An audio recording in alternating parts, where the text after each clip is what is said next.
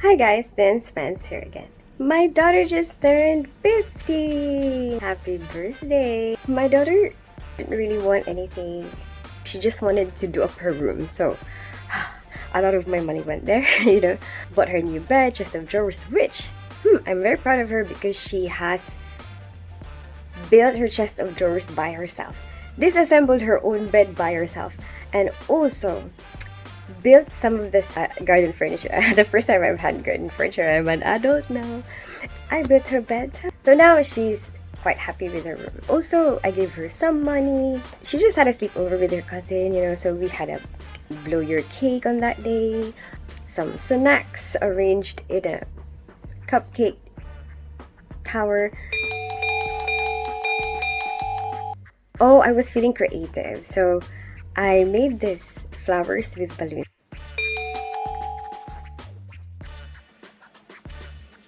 Initially, I was meant to give it to her for her actual birthday. But she decided to come over to mine earlier, so she's gonna see it anyway, so I just put it on her bed.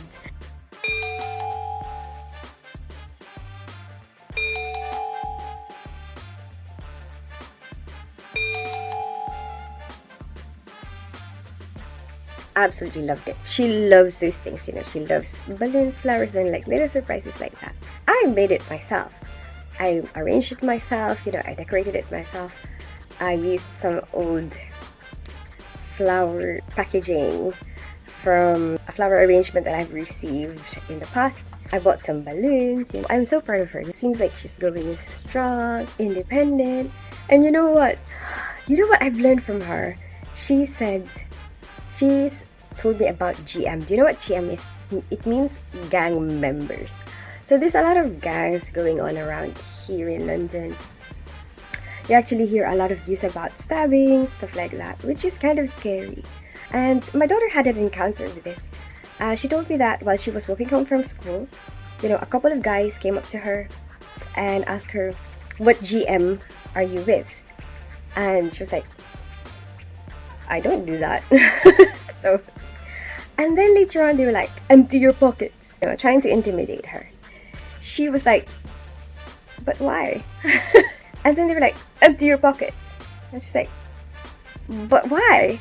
Eventually they just gave up and they were like, "Okay, let's just go." It's kind of scary because it could have turned into a knife crime. You'll never know.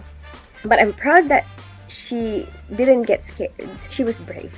Managed to get away safe. Looking back, I just realized why she was like, "But why?" Why do I have to empty my pockets? Because you know what? The amount of times that I had to wash her uniforms and then take out the stuff in her pockets. You know what's in her pockets? Makeup.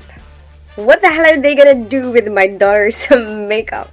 Most of your stuff are gonna be on your phone. Her card is on her phone. She doesn't bring cash. She pays by card. I'm proud that she's strong. She didn't cry about it. When she told me the story, it was like, yeah, this is what happened. You know what? My son is kind of that too. He does Muay Thai.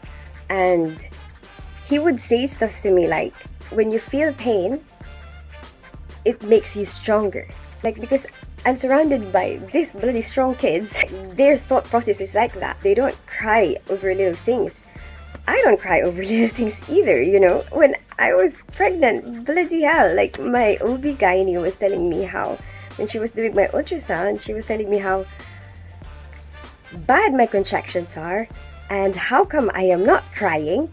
And my pain tolerance is really high. I was like, well, I feel something, but it's not really that bad, for me to cry about it. And she was like, most women are going to be crying right now. How are you not feeling anything? The thing is, when you're like that, and then when you're surrounded by people like that, sometimes it shocks me. I actually had a recent experience at work where I opened the door of the anesthetic room, not seeing that there's somebody over the other side of the door. And the anesthetist, apparently I hit his hand and he was like, "Ow!" And he started getting angry. He's like, "You hurt me." And I was shocked by it because I couldn't understand how much hurt it could be Because I can't imagine feeling that much hurt or reacting in that manner, if that happened to me. Because maybe my pain tolerance is high. Obviously, my kids don't react that way either, because their pain tolerance may be high as well. So it really surprised me, and I don't know what else to say. I was like, I'm sorry, and he was like, what is your sorry going to do? It's not going to make anything better. And I was like, okay, is there anything I can do to help?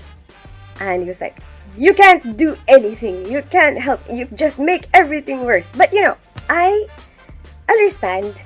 When someone is in pain, sometimes they can get emotional like that. Sometimes what they say don't really mean anything. If you get angry because you get hurt, your feelings get hurt, sometimes you can react in that way and understand that. I guess that experience made me realize how each individual is different. You can't expect everyone to have a high pain tolerance. You have to expect that some people are weaker, or some people will cry about something. Will cry about something that maybe you won't. And it's like you'll probably cry about something that they won't. We have to be more open to that. People's pain tolerance is going to be different. You can't assume that they're faking it just because they feel hurt by something that you think is not gonna hurt you. I have actually some colleagues who are like, how can that hurt him? Like, just pushing the door. But, we're all different. So, the thing is, he actually apologized after, and so I'm like, yeah, it's fine. He apologized for the way that he behaved. I said, well, I guess you were hurt. I said, maybe you were in pain, so maybe that's why you reacted in that way. But I still appreciate that he apologized, I've always been like this. I'm not scared of work because for me, like, Mr. Miyagi, each task is like your training. In the long run, the more you do it, the better you get at it, the quicker you get at it. At work, if there's something to lift, I will lift it. It's like a workout. Lift the leg of the patient. Yes, I will lift the leg of the patient. Plus, every time you lift something, every time you move your body, you're burning calories. So it helps you lose weight. The trays are heavy. I'll take the trays because I like to be strong. I don't like the idea that I am weak. The person that I want to be is strong, independent.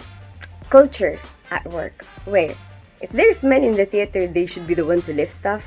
If I'm there, I'm gonna be like, no, I'm gonna lift this. And if there's no men, I'll be like, I'll be the man today. There's nobody to provide, I will be the provider. If you can't provide, I'll provide.